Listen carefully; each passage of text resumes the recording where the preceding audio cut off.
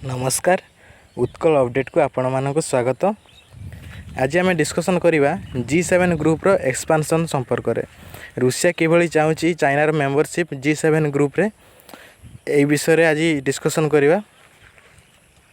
तो डिस्कसन करिया पूर्व जदि प्रथम थर पे आम चैनल को आछंती तबे सब्सक्राइब करंतु, बेल आइकन दबांतु, ऊपर ऑल को क्लिक करंतु जाफर आमर वीडियो समस्त नोटिफिकेशन सर्वप्रथमे पाई परिबे।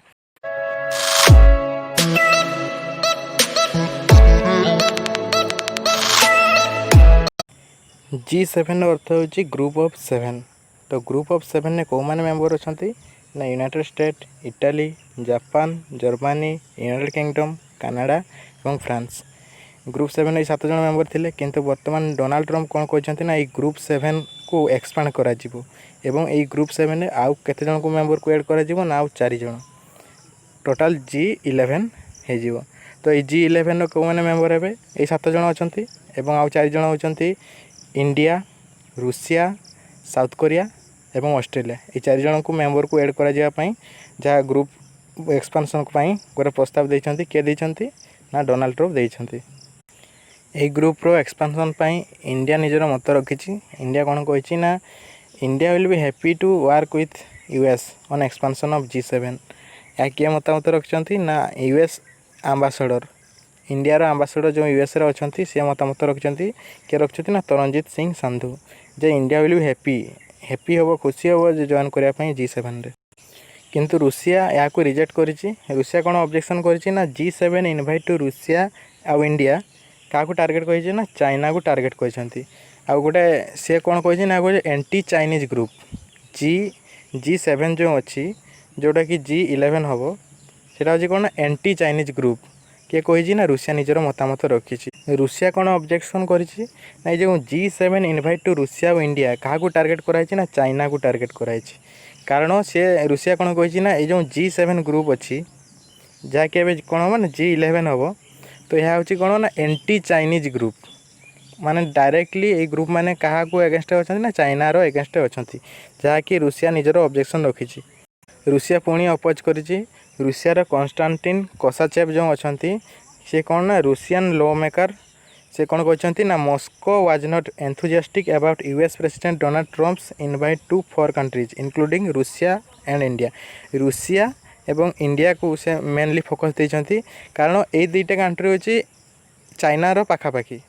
एठी जे मझिरे जदी चाइना ऊपर रूसिया एवं तळे इंडिया, तो दी पटरु जदी ग्रुप रो मेंबर गोटे यूनाइटेड स्टेट रो मेंबर हो जिवे जहा कि एंटी चाइनीज मूवमेंट, तो रूसिया सपोर्ट करिवोनी।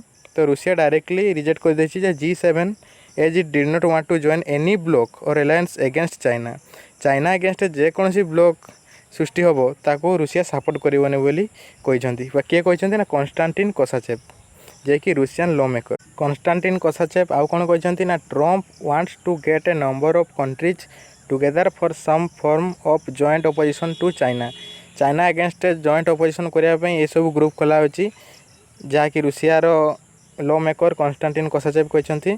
आ से कोन कहिसंती ना any bloc or coalition aimed against third country जहाँ कि से सपोर्ट करें कौन सी ब्लॉक थर्ड कंट्री रो अगेंस्ट थिले कॉन्स्टेंटिन कोसाचेव कहते रूसिया ताको सपोर्ट करिवो नाही बोली। रूसिया रो ए डिसीजन इंडिया पे प्रॉब्लम सृष्टि करि पारे कारण India has deep political engagement with Russia and China through various international group. विभिन्न इंटरनेशनल ग्रुप रे इंडिया सहित चाइना एवं रूसिया जोड़ी होइचंती। किंतु कौन कौन ग्रुप अछि ना ब्रिक्स, G20, SCO, RIC। तो यही तीन ग्रुप 1 2 3 4 ग्रुप रो मेंबर अछंती कि अन्य किसी ग्रुप रो मेंबर अछंती। किंतु जदि रूसिया एवं चाइना गोटे पट रही गले गोटे ग्रुप रे जॉइन न कले एवं इंडिया से ग्रुप रे जॉइन कला, तो निश्चय एंटी नेशनलिस्ट सृष्टि हेबो जहाँ फल कि इंडिया अगेंस्ट रूसिया एवं चाइना रहिबे, जहाँ फल कि इंडिया रो प्रॉब्लम सृष्टि हो पारे कारण रूसिया एवं चाइना इंडिया रो पाखापाखी कंट्री प्रॉब्लम सृष्टि करि पारंती। कोन है ना रूसिया एवं चाइना रो फ्रेंडशिप बढ़ी चली जहाँ फल कि इंडिया में प्रॉब्लम सृष्टि करिछि कारण इंडिया आज कौन ना G7 जॉइन करिछि।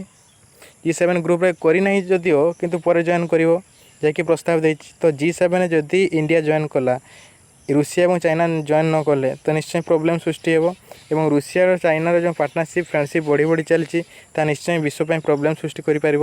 ସ୍ପେଶିଆଲି ଯେଉଁ ହେଜିମୋନି ଯେଉଁ ସୃଷ୍ଟି ହେଇଛି ୟୁଏସ୍ଏ ଲେଡ୍ ହେଜିମୋନି ଯେଉଁ ସେକେଣ୍ଡ ୱାର୍ଲଡ଼ ୱାର୍ ପରେ ତାହା ନିଶ୍ଚୟ ବିଲୟ ହେଇ ଆସିବ ଏବଂ ୟୁଏସ୍ଏ ଉପରେ ପ୍ରୋବ୍ଲେମ୍ ପକାଇବ ଏବଂ ଇଣ୍ଡିଆ ଉପରେ ମଧ୍ୟ ନିଶ୍ଚୟ ପ୍ରୋବ୍ଲେମ୍ ପକାଇବ। ରୁଷିଆ ଏବଂ ଚାଇନାର ଫ୍ରେଣ୍ଡସିପ୍ ବଢ଼ିବାର ଆଉ ଗୋଟେ ସୂଚକ ହେଉଛି ଯେଉଁ ତାଙ୍କର ଟ୍ରେଡ଼୍ ରିଲେସନ୍। ତାଙ୍କର ଇଣ୍ଡିଆର ଏବଂ ରୁଷିଆର ଯେଉଁ ଟ୍ରେଡ଼୍ ରିଲେସନ୍ ଅଛି ବହୁତ କମ୍ ଅଛି, ଯାହାକି $30 ବିଲିୟନ୍ ଟ୍ରେଡ଼୍ ରିଲେସନ୍ ଇଣ୍ଡିଆ ଏବଂ ରୁଷିଆ ମଧ୍ୟରେ ଅଛି। କିନ୍ତୁ ଚାଇନା ଏବଂ ରୁଷିଆ ମଧ୍ୟରେ କ'ଣ ଅଛି ନା $200 ବିଲିୟନ୍ ଟ୍ରେଡ଼୍ ରିଲେସନ୍ ଅଛି। ବାଇ 2024 ସୁଦ୍ଧା $200 ବିଲିୟନ୍ ଟ୍ରେଡ଼୍ ରିଲେସନ୍ ହେଇଯିବ। ତେଣୁ ଏହା ଟ୍ରେଡ଼୍ ରିଲେସନ୍ରେ ମଧ୍ୟ ପ୍ରୋବ୍ଲେମ୍ ସୃଷ୍ଟି କରୁଛି ଇଣ୍ଡିଆ ଏବଂ ରୁଷିଆ ମଧ୍ୟରେ। ଏବଂ କ'ଣ ହେଇଛି ନା ଚାଇନା ଏବଂ ରୁଷିଆର ଫ୍ରେଣ୍ଡସିପ୍ ବଢ଼ି ଚାଲିଛି, ଯାହାକି ବିଶ୍ୱ ପାଇଁ ଗୋଟେ ବଡ଼ ପ୍ରୋବ୍ଲେମ୍ ସୃଷ୍ଟି କରିପାରିବ। ବିଶ୍ୱ ପାଇଁ, ଇଣ୍ଡିଆ ପାଇଁ ଏବଂ ୟୁଏସ୍ଏ ପାଇଁ ଏହା ନିଶ୍ଚୟ ପ୍ରୋବ୍ଲେମ୍ ସୃଷ୍ଟି କରିବ। ପୁଣି ଆଉ ଗୋଟେ ହେଉଛି ଚାଇନିଜ୍ ଏବଂ ରୁଷିଆର ସମ୍ପର୍କର ସୂଚକ ହେଉଛି ମିଲିଟାରୀ ଟାଇଜ୍। ମିଲିଟାରୀ ସମ୍ପର୍କ ଯେଉଁ ଅଛି ଚାଇନା ଏବଂ ରୁଷିଆର ତାହା ବହୁତ ଷ୍ଟ୍ରଙ୍ଗ ଅଛି, କାରଣ S-400 ଏୟାର ଡିଫେନ୍ସ ସିଷ୍ଟମ୍ ଯେଉଁ ରୁଷିଆର ଅଛି ସେ ଚାଇନାକୁ ଦେଇଛି, ଯାହାକି ଇଣ୍ଡିଆକୁ ଏପର୍ଯ୍ୟନ୍ତ ଦେଇନାହିଁ। ଦେବ ବୋଲି ଗୋଟେ ଚୁକ୍ତି ସ୍ୱାକ୍ଷର ହୋଇଛି କିନ୍ତୁ ଏପର୍ଯ୍ୟନ୍ତ ଦେଇନାହିଁ। କିନ୍ତୁ କ'ଣ ହେଇଛି ନା ସେ ଚାଇନାକୁ ଅଲରେଡ଼ି S-400 ଦେଇଛି, ଯାହାକି ଗୋଟେ ଶକ୍ତିଶାଳୀ defence system, air defence system. ତେଣୁ ଏଇଭଳି ଭାବରେ ରୁଷିଆ ଏବଂ ଚାଇନାର ସମ୍ପର୍କ ବଢ଼ି ଚାଲିଛି। ଶେଷରେ ଏତିକି କୁହାଯାଇପାରେ ଯେ ରୁଷିଆ ଏବଂ ଚାଇନାର ସମ୍ପର୍କ ଇଣ୍ଡିଆ ପାଇଁ ଏବଂ ୟୁଏସ୍ଏ ପାଇଁ ପ୍ରୋବ୍ଲେମ୍ ସୃଷ୍ଟି କରିଛି, କାରଣ ୟୁଏସ୍ଏ ଯେଉଁ ହେଜିମୋନିଟା ଧୀରେ ଧୀରେ କମି ଆସିଲାଣି ଏବଂ ଚାଇନା ସହିତ ଯଦି ରୁଷିଆ ମିଶିଯାଏ ଏପଟେ ଆଉ ଗୋଟେ ପାୱାର ବ୍ଲକ୍ ସୃଷ୍ଟି ହେଇଯିବ ଇଷ୍ଟରେ। ସେପଟେ ୱେଷ୍ଟରେ ଯେଉଁ ଆମେରିକାର ହେଜିମୋନି ଅଛି ସେଇଟା ୱେଷ୍ଟରେ ହିଁ ରହିଯିବ ଏବଂ ଇଷ୍ଟରେ ଆଉ ଗୋଟେ ପାୱାର ବ୍ଲକ୍ ସୃଷ୍ଟି ହେଇଯିବ, ଯାହାଫଳରେ କି ପୁଣି ଯୁଦ୍ଧ ହେବାର ସମ୍ଭାବନା ଅଛି। କିନ୍ତୁ ଇଣ୍ଡିଆର ପ୍ରୋବ୍ଲେମ୍ କ'ଣ ନା ଇଣ୍ଡିଆର ଯେଉଁ ପଡ଼ୋଶୀ ଅଛି ଚାଇନା ଅଛି ବା ପାଖରେ ଯେଉଁ ରୁଷିଆ ଅଛି ତା ସହିତ ସମ୍ପର୍କ ଖରାପ ହେଇଯିବ। ପୁଣି ଏପଟେ କ'ଣ ନା ବାଂଲାଦେଶ, ପାକିସ୍ତାନ, ଏବେ ପୁଣି ନେପାଳ, ବିଭିନ୍ନ ଦେଶ ପଡ଼ୋଶୀ ଦେଶ ଇଣ୍ଡିଆ ସହିତ ପ୍ରୋବ୍ଲେମ୍ ସୃଷ୍ଟି କରୁଛନ୍ତି, ଯାହାଫଳରେ କି ଇଣ୍ଡିଆର ପ୍ରୋବ୍ଲେମ୍ ବଢ଼ି ଚାଲିଛି। ତ ଫ୍ରେଣ୍ଡସ୍, ଆଜି ପାଇଁ ଏତିକି। ଦେଖା ହେବ ପରବର୍ତ୍ତୀ ଭିଡ଼ିଓରେ। ବିଦାୟ ନେଉଛି। ଜୟ Jagannath. Stay home and stay safe.